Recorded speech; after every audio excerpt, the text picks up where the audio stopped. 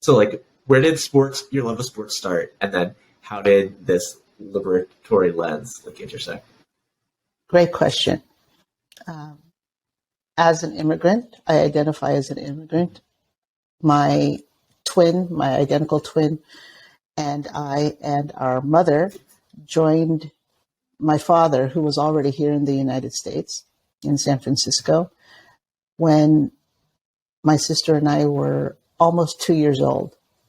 And as an immigrant, coming to the West Coast, San Francisco, it was in fourth grade, I believe, where I was invited to play on a volleyball team at our school. We went to a parochial school in our neighborhood. And I realized that I could hit a volleyball over the net and it pleased people. And it made me feel good. It made me feel powerful. How old were you? 9. I ran home and because my friend said, oh, you got to pay $5 to be on the team. And so I ran home 4 blocks.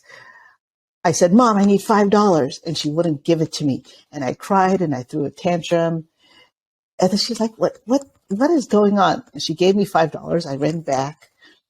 And that's how my sports experience started. It was started with wanting to make friends, having a connection, and also in that same frame, realizing that I had this power, this physical power that was within me, right?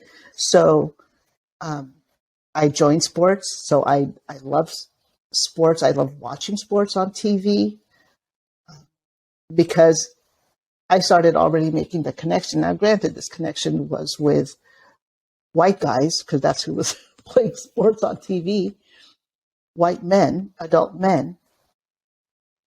And I was like, oh, are they feeling the same things I'm feeling when I play sports?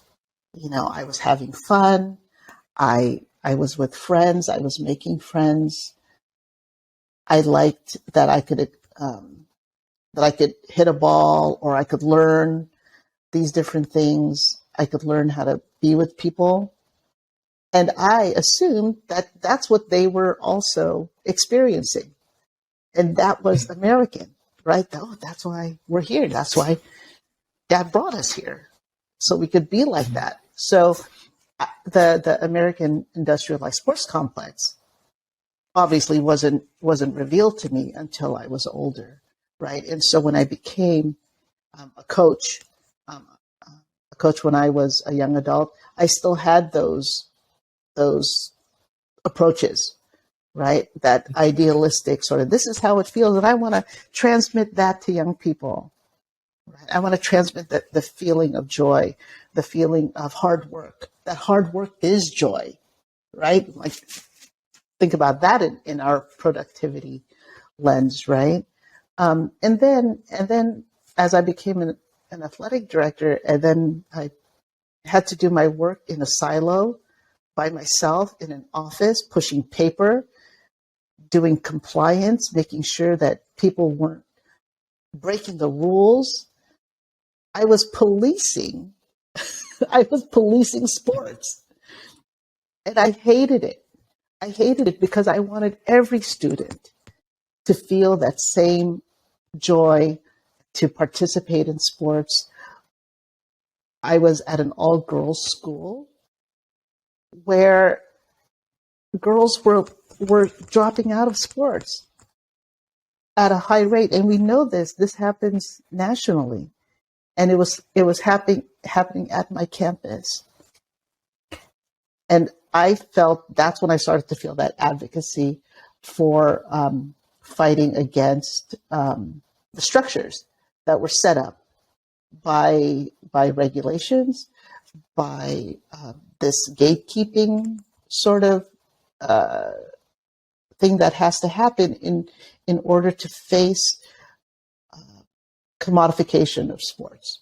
So whether that's in sports leagues, whether that's in a high school, even in a high school setting, whether that's, and it's framed as education.